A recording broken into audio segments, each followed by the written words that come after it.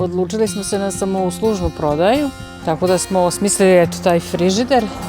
U frižideru je zbog toga što je ovo sunčana strana, neka tu bude i 50 stepeni, pa je zbog toga u frižideru, inače se med ne čuva u frižideru.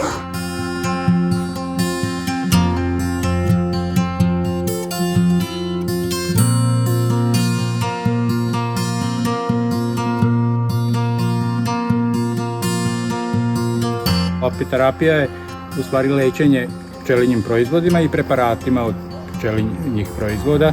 Ovo je apikomora iza nas, ona je u stvari jedan manji objekat.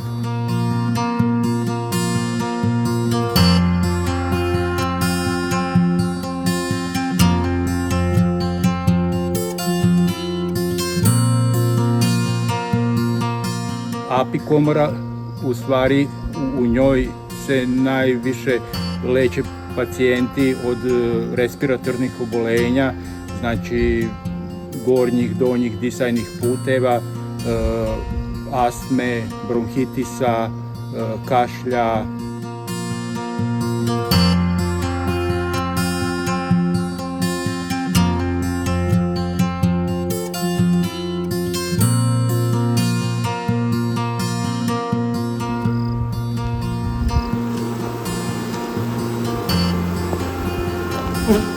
Mi smo prvi u opštini Apatin da smo otvorili apikomoru, do sad to još nije bilo. To je naravno alternativni vid lečenja, ne zamenjuje konvencionalnu medicinu.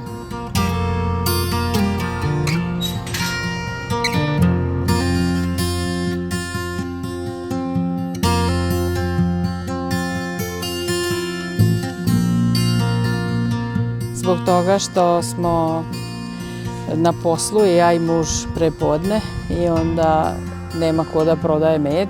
Kasu u kojoj kupci sami stavljaju novac i uzimaju kusur po potrebi. Kupci su pošteni, tako da ovim putem im se i zahvaljujemo.